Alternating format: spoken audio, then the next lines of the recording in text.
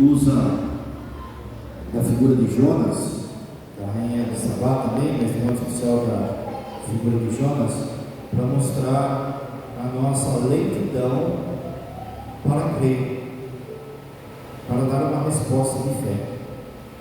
Como você sabe, Deus suscitou Jonas lá no Antigo Testamento para ir pregar para uma cidade muito pecadora, chamada Nínive. E a missão de Jonas era pregar naquela cidade com o recado que se a cidade não se convertesse, Deus ia destruir aquela cidade. Só que Jonas não quis ir. Jonas pensou: não, essa missão não é para mim não. Aquele povo lá, povo de coração duro. Eu vou é vazar.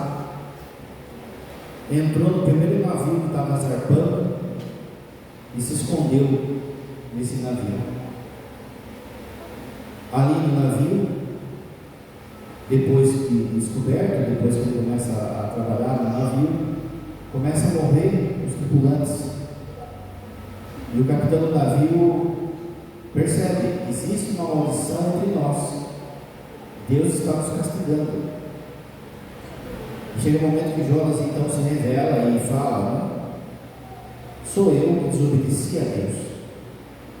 Agora que está no meio do mar, eu desobedeci a Deus. Se eu ficar nesse navio, vai morrer todo mundo. Então joga eu no mar. Jogaram Jonas no mar. Aí veio um peixe enorme, uma baleia, a gente sabe o que é, e devorou Jonas, engoliu Jonas, e Jonas ficou na baleia durante 3 dias, na barriga da baleia. Passados 3 dias, Jonas, a baleia vomitou Jonas na praia da cidade, que é para ele pegar. Aí Jonas viu: não tem o que fazer, tem que ir mesmo, né? Mas Jonas vai ainda com muito má vontade. Mas mesmo assim, com a má vontade de Jonas, Nínive se converte. Mesmo com um profeta de má vontade, Nínive se converte. E Jonas, depois no final do texto, ele fica bravo com Deus, porque Deus não destruiu Nínive. Deus vai falar: viu, eu mandei você converter ao povo.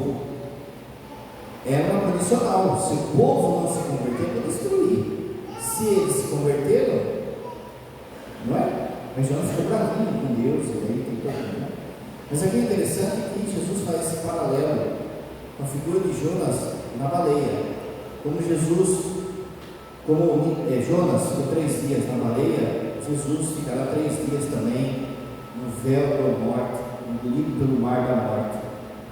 E esse será o grande sinal. O que tudo isso tem a ver conosco e com o que Jesus está falando hoje? Lá na carta aos Hebreus é dito que a fé é a certeza daquilo que eu não vejo. A gente confunde às vezes fé com prova, com sinal. A gente fica buscando sinais de Deus. No fundo, o catecismo vai dizer que quando a gente pede um sinal de Deus, a gente dá a resposta de fé, isso é um pecado grave, que se chama tentar a Deus. Você pode pedir milagre, você pode pedir bênção, mas você não pode pedir para: se o Senhor me der isso, aí eu vou acreditar.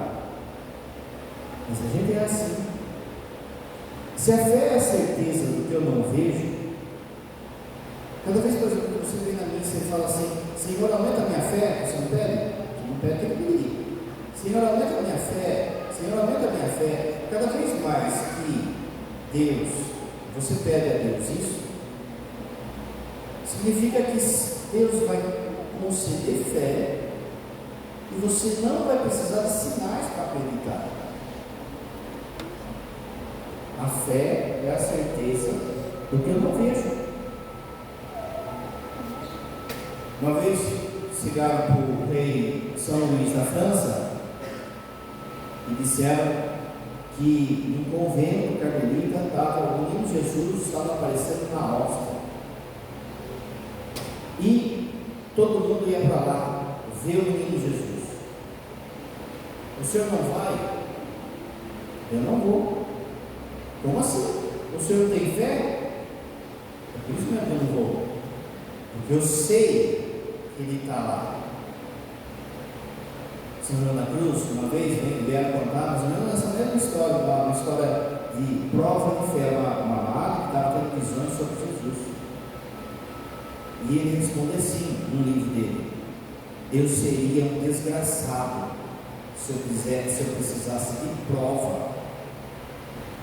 para acreditar na palavra de Deus, acreditar em Deus. O nosso mundo de hoje, todos nós somos formados nessa ideia de cientificismo, que não é a ciência, mas cientificismo, que é um rascunho da ciência, de que para a gente acreditar as coisas têm que ser provadas. Mas a coisa de Deus não é assim. A fé é uma certeza daquilo que eu não vejo. O próprio Carlos Hebreus vai falar que a fé é uma obediência. Você escuta e obedece, e faz aquilo que estava mandando. Jonas não teve fé, não obedeceu a Deus, foi obedecer no segundo momento. Às vezes Deus dá sinais para a gente, mas sinais duros, por causa da dureza do nosso coração. Quando Jonas falou não a Deus, não apareceu um anjo para ele, não apareceu alguém mostrando um mapa ali do caminho de Nínive, da conversão de todo mundo. O sinal que Deus deu para Jonas se converter foi um sinal duro, e aí ele ficou atrás. Por muitas vezes ele fica então nesse esquema de pedir sinais, e o Senhor já nos deu os sinais de correção. Essa dureza do nosso coração daí faz com que a gente não enxergue que Deus já está falando, que Deus já está mostrando aonde é a linha que a gente precisa ir, qual é o orgulho que a gente precisa deixar morrer na baleia, quais são os pecados, as situações, a dureza de coração, de opinião que a gente precisa deixar para trás. A gente não percebe, mas tem um bichinho no nosso coração, que é o bichinho de a minha vontade tem que prevalecer. E por muitas vezes a gente até disfarça a vontade de Deus, mas no fundo é a vontade nossa. A gente passa um verniz na nossa vontade, como se fosse a vontade de Deus agora como um verniz, mas no fundo é aquilo que a gente quer, que a gente quer fazer, que a gente quer entrar nessa teimosia. E vira e mexe ainda a gente vem com histórias assim: não, mas eu estou trabalhando pelo reino, eu estou fazendo por Deus, mas no fundo é igual Jonas, é um projeto envernizado, é um projeto de má vontade.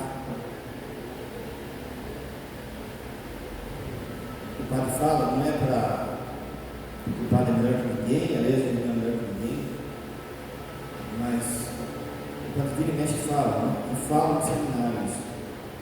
Os seminaristas tomaram muito cuidado com isso, com esse projeto pessoal envernizado como se fosse o projeto de Deus. Quando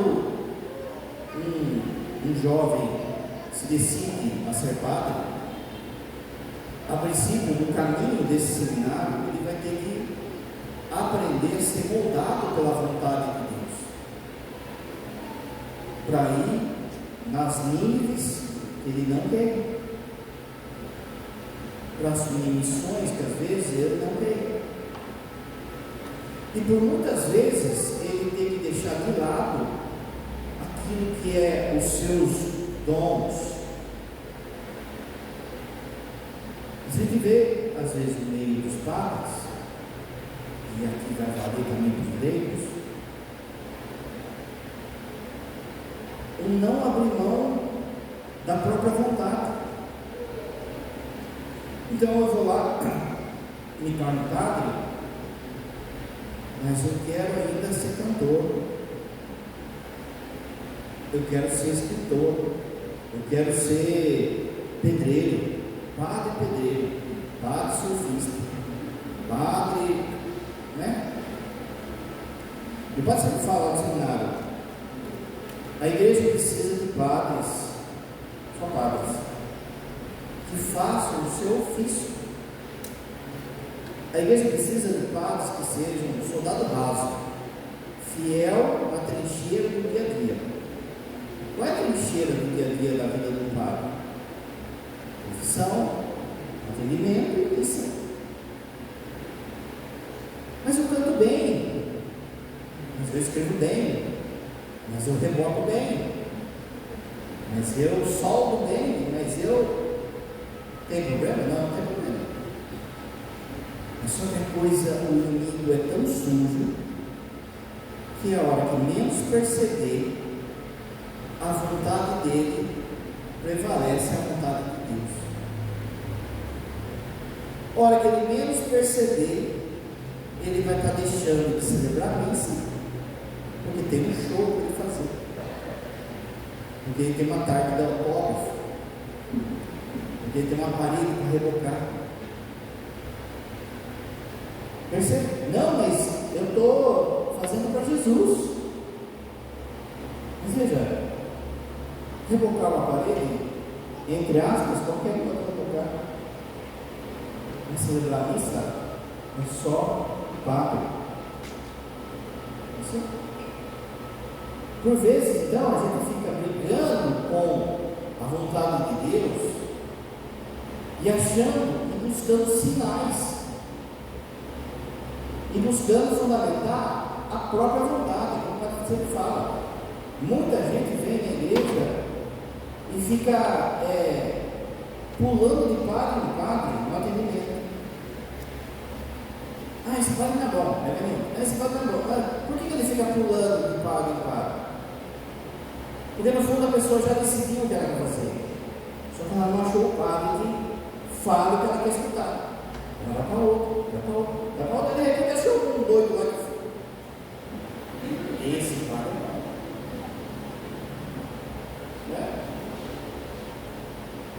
Outro dia, recebendo uma história que o padre passou uma penitência, que o bispo passou uma penitência com o padre. E aí o padre disse que foi falar com o seu diretor espiritual, e falou assim: não, o bispo está louco, não obedeça não. Se esse padre falasse para mim, falar troque de diretor espiritual urgente, porque fala para mim, no mundo, qual é o diretor espiritual que ia mandar um padre sobre você e o seu bispo? Então, no fundo, ele estava procurando alguém que falasse aquilo que ele já decidiu. E aí pode vir um sinal que for, gente. Não, pode vir Jesus assim, falar assim: vai para lá. Não vou. Porque o meu diretor, porque o meu padre, porque o meu isso, o meu aquilo outro. Não pode então. A dureza do coração me chega. O padre já falou também, lembra na outra paróquia que eu estava? Um cara lá sumiu. Acharam ele uma semana depois, aí, perdido no mundo. Largou a mulher, largou os filhos, foi embora. Passou um tempo, ele veio falar comigo. Pode ser que eu estava em dúvida se era para mim ficar com a minha esposa, ou se era para mim terminar com a minha esposa e ir morar com uma antiga namorada. Só essa pergunta já está errada. Não separe o homem de Deus o livre. Só essa pergunta que ele fez para Deus estava errada. Então um dia eu fui na missa, e ele estava na missa, e de repente chegou um beija-flor. O beija-flor entrou, tal. Ele veio assim no altar, ele brincou ali no altar, e de repente ele vazou pelo corredor central assim.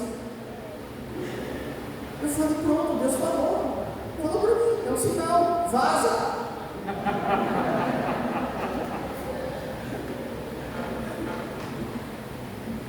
Sem brincadeira, gente, sem brincadeira. Deus iluminou aquele dia, gente. eu lembrei qual é o evangelho do dia. Eu falei, Deus falou com você, meu irmão. Você não escutou ele. Porque o evangelho do dia é: se alguém quiser me seguir, tome sua cruz e me siga. Olha só o que Jesus está falando aqui, gente. Já estava decidido no coração dele. Jesus falou, deu um sinal, mas ele quis ouvir. Outra história que ele faz 6 meses. O casal veio falar que, nossa, que o discernimento nosso dos padres, mesmo para o estava errado, porque eles fizeram uma novena a Santa Teresinha, pedindo para que, se fosse da vontade de Deus, que ela ganhasse uma rosa para poder fazer inseminação artificial.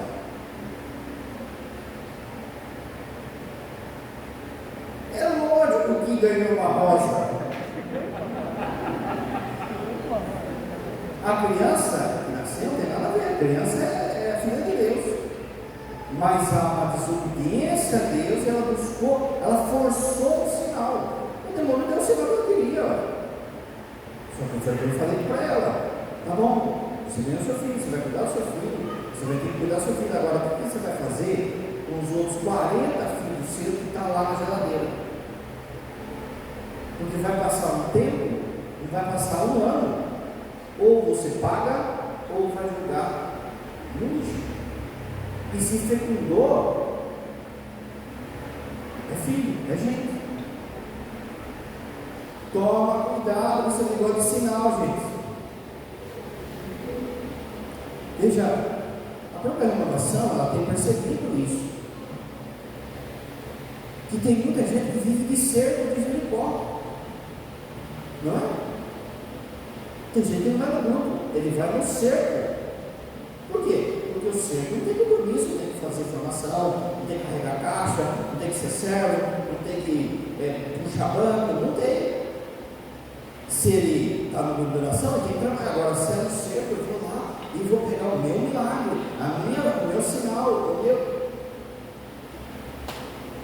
Vamos amadurecer na nossa fé. Deus dá sinais, esses sinais, Ele fala conosco. Mas à medida que a gente está de fato em sintonia na vida de oração, na vida sacramental, a gente vai percebendo a vontade de Deus como se fosse um perfume. Deus passa na nossa vida e a gente, opa, é por aqui que tem que ir. Mas a gente de novo fica apegado e pedindo sinais, grandiosos sinais, e por muitas vezes, de novo, a coisa já está decidida no nosso coração. A gente só está buscando pretexto para fazer aquilo que é evangelizado, como se fosse a evangelização. E depois, muita gente ainda fica de mãozinho ainda com Deus, sabe? A gente vai ver que no dia do juízo, muita coisa foi colocada na boca de Deus que Deus não falou.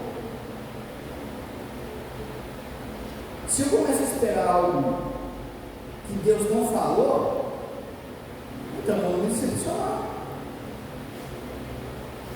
Mas se Ele falou, Ele vai cumprir. Agora, se Ele não falou e eu estou querendo justificar beija-flor, flor de Santa Teresinha, o que for, barco, o que Jesus vai falar, pode aparecer uma pessoa ressuscitada, que a pessoa não vai se dobrar. Para nós deve bastar os sinais que Jesus já nos deu. Primeiro de tudo, o sinal que Ele nos ama, sua morte e ressurreição. O sinal de que Ele nos ama e que Ele nos alimenta, a Eucaristia. O sinal de que Ele nos ama, nos alimenta e Ele cuida de nós, a sua igreja. Isso já deve bastar. Vira e mexe, mais que o padre fala, vai lá no alimento.